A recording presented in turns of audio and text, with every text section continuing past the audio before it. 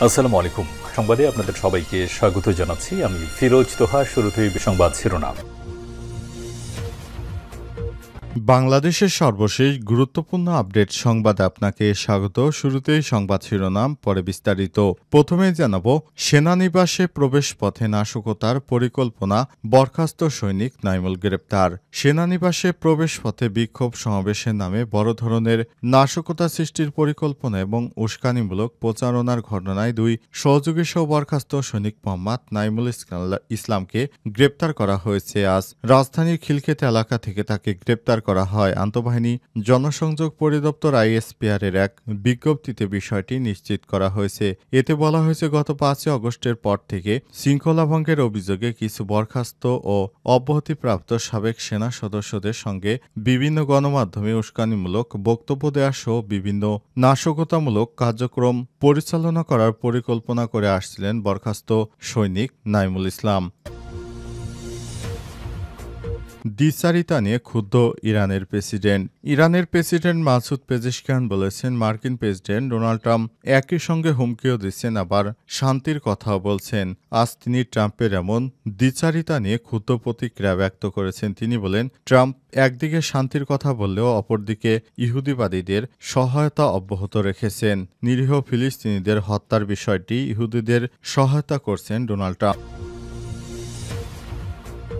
এরপর জানাবো, গাজা উপত্যকায় স্থায়ী যুদ্ধবিরতির আহ্বান জাতিসংঘ মহাসচিবের। অবরুদ্ধ ফিলিস্তিনি ভূখণ্ডে ইসরায়েলের প্রাণঘাতী অভিযান ঘোষণার পর গাজায় স্থায়ী যুদ্ধবিরতির আহ্বান জানিয়েছে জাতিসংঘের মহাসচিব অ্যান্তোনিও গুতেরেস। আজ বাগদাদে আরব লীগ শীর্ষ সম্মেলনে আহ্বান জানান তিনি। এদিকে পাকিস্তানি গোয়েন্দার সঙ্গে ভারতীয় নারী ব্লগারের ঘনিষ্ঠ সম্পর্ক। ভারতের হরিয়ানা ভিত্তিক ভ্রমণ ব্লগার জ্যোতি মালত্রর বিরুদ্ধে গুপ্তচর বৃত্তির অভিযোগ এনেছে ভারত সরকার। আজ ভারতীয় সংবাদ মাধ্যম দ্য হিন্দুস্তান টাইমসের এক প্রতিবেদনে তথ্য জানানো হয়েছে। এতে বলা হয়েছে, পাকিস্তানি গোয়েন্দা নেটওয়ার্কের সঙ্গে যুক্ত ছিলেন ওই নারী।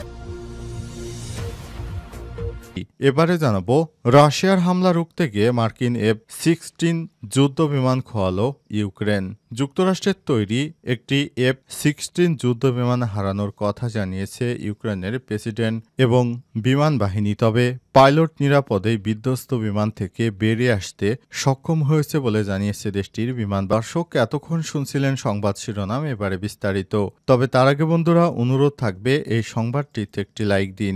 এই চ্যানেলে আপনি নতুন হয়ে থাকলে আমাদের সংবাদটি দেখতে দেখতে চ্যানেলটি সাবস্ক্রাইব করে রাখুন। কমেন্ট করে বন্ধুরা আপনার মূল্যবান মতামত জানিয়ে দিন আপনি বিশ্বের কোন দেশ থেকে বা বাংলাদেশের কোন স্থান থেকে আমাদের সংবাদটি দেখছেন এবং শুনছেন।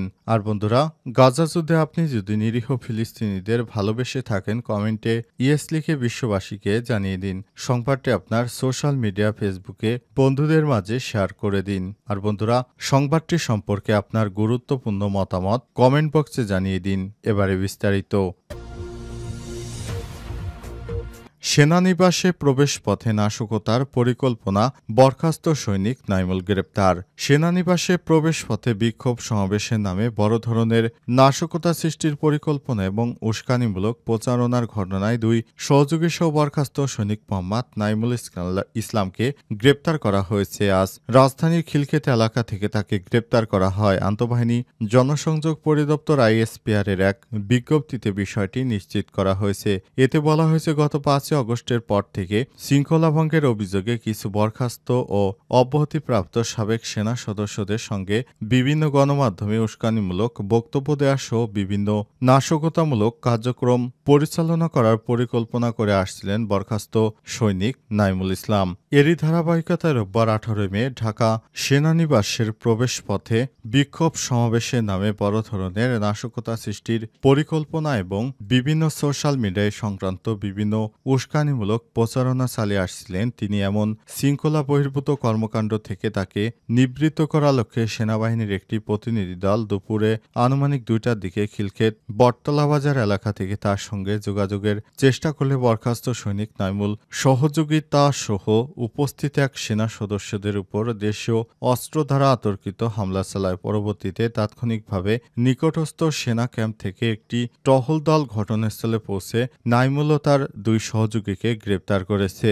আইএসপিআর জানায়, স্ত্রীর কাছে যৌতুকের দাবি ছাড়াও শারীরিক ও মানসিক নির্যাতন এবং বিভিন্ন সামরিক শৃঙ্খলা পরিপন্থী কর্মকাণ্ডে জড়িত থাকার অপরাধে নাইমুলকে চাকরি থেকে বরখাস্ত করা হয়। এই ঘটনায় বরখাস্ত এই সেনা সদস্যের বিরুদ্ধে আনুষঙ্গিক আইনি কার্যক্রম প্রক্রিয়াধীন রয়েছে বলে জানিয়েছে আইএসপিআর।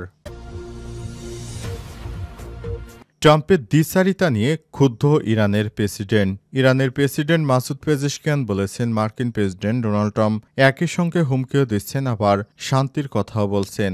শনিবার 17 মে তিনি ট্রাম্পের এমন দ্বিচারিতা নিয়ে ক্ষুব্ধ প্রতিক্রিয়া ব্যক্ত করেছেন খবর আল আরাবিয়ার। এ সময় তিনি বলেছেন, আমাদের কোনটা বিশ্বাস করা উচিত, কোনটা করা উচিত নয়। একদিকে তিনি ট্রাম্প শান্তির কথা বলেন, আবার অন্যদিকে তিনি গণহত্যাকারী ইহুদিদের পক্ষ নেন। ইরানের প্রেসিডেন্ট আরও বলেছেন, তেহরান পারমাণবিক কর্মসূচি নিয়ে যুক্তরাষ্ট্রের সঙ্গে আলোচনা চালিয়ে যাবে। আমরা কোনো হুমকির ভয় করি না, যুদ্ধও চাই না। আজ ট্রাম্প বলেছেন, পারমাণবিক কর্মসূচি নিয়ে ইরানের কাছে যুক্তরাষ্ট্রের একটি প্রস্তাব রয়েছে, সুতরাং দ্রুতই এই বিষয়ে তাদের পদক্ষেপ নিয়ে দীর্ঘ সময় ধরে চলা সংকটের অবসান ঘটানো উচিত। কিন্তু ইরান বলেছে তারা এই ধরনের কোনো প্রস্তাব পায়নি। আরব আমিরাতে সফর শেষে বিদায় নেয়ার পথে এয়ার ফোর্স ওয়ানে সাংবাদিকদের ট্রাম্প বলেছেন, আরও অধিক গুরুত্বপূর্ণ হলো তারা ইরানের সঙ্গে পারমাণবিক কর্মসূচি নিয়ে আলাপ আলোচনা করতে চায়। ইরানকে শান্তিপূর্ণভাবে ইউরেনিয়াম সমৃদ্ধকরণ কার্যক্রম বন্ধ করতে হবে। পেজেশকিয়ান আরও বলেছেন, ইরান তার বৈধ অধিকার থেকে পিছু হটবে না। আমরা এই ধরনের হুমকি প্রত্যাখ্যান করছি। আবার তারাই বলছে মধ্যপ্রাচ্যে তেহরানি অস্থিতিশীলতার জন্য দায়ী। কিন্তু আমরা স্পষ্ট ভাষায় বলতে চাই, কোনরূপ অস্থিতিশীলতার জন্য ইরান দায়ী নয়। পারমাণবিক কর্মসূচি নিয়ে গত রোববার ওমানে ইরান ও যুক্তরাষ্ট্রের মধ্যে চতুর্থ ধাপের আলোচনা শেষ হয়েছে। নতুন করে আলোচনার জন্য কোনো দিনক্ষণ নির্ধারণ করা হয়নি। গাজা উপত্যকায় স্থায়ী যুদ্ধবিরতির আহ্বান জাতিসংঘ মহাসচিবের। অবরুদ্ধ ফিলিস্তিনি ভূখণ্ডে ইসরায়েলের প্রাণঘাতী অভিযান ঘোষণার পর গাজায় স্থায়ী যুদ্ধবিরতির আহ্বান জানিয়েছে জাতিসংঘের মহাসচিব অ্যান্টোনিও গুতেরেস। শনিবার 17 মে বাগদাদে আরব লীগের শীর্ষ সম্মেলনে আহ্বান জানান তিনি। সম্মেলনে সমবেত নেতাদের উদ্দেশ্যে গুতেরেস বলেছেন, আমাদের এখন প্রয়োজন একটি স্থায়ী যুদ্ধবিরতি, ইসরায়েলের স্থল অভিযান এবং আরও অনেক কিছু সম্প্রসারণের পরিকল্পনার খবরে আমি গভীর উদ্বিগ্ন। এর আগে ইসরায়েলি বাহিনী জানিয়েছে তারা অভিযানের প্রাথমিক পর্যায় শুরু করেছে। এই অভিযানের নাম দেওয়া হয়েছে অপারেশন গিডিয়নের রথ। এরই ধারাবাহিকতায় উপত্যকা জুড়ে বাড়ানো হয়েছে হামলার তীব্রতা। অবরুদ্ধ গাজায় সর্বশেষ 24 ঘণ্টায় প্রায় 150 জনকে হত্যা করা হয়েছে বলে জানিয়েছে অঞ্চলটির স্বাস্থ্য মন্ত্রণালয়। কাতার ভিত্তিক সংবাদ মাধ্যম আল জাজিরার খবরে বলা হয়েছে, ইরাকের বাগদাদে আরব লীগের শীর্ষ সম্মেলনে গাজার বিরুদ্ধে যুদ্ধ প্রাধান্য পেয়েছে। সম্মেলনে শুরুতে দেয়া তার উদ্বোধনী বক্তব্যে ইরানের প্রধানমন্ত্রী মোহাম্মদ শিয়া আল সুদানি বলেছেন, এই গণহত্যা এমন এক বীভৎসতায় পৌঁছে গেছে যা ইতিহাসের সমস্ত সংঘাতের সঙ্গে অতুলনীয়। এদিকে মানবিক সাহায্য প্রবেশের জন্য গাজার সাথে ক্রসিং পুনরায় চালু করার জন্য ইসরায়েলের প্রতি আহ্বান জানিয়েছে রেড ক্রিসেন্ট স্বেচ্ছাসেবী সংগঠনটির অভিযোগ, গাজায় অনাহারে এবং যন্ত্রণায় মারা যাচ্ছে শিশুসহ হাজার হাজার মানুষ। এ অবস্থায় দখলদার ইসরায়েলকে স্থায়ীভাবে যুদ্ধবিরতি করতেই হবে।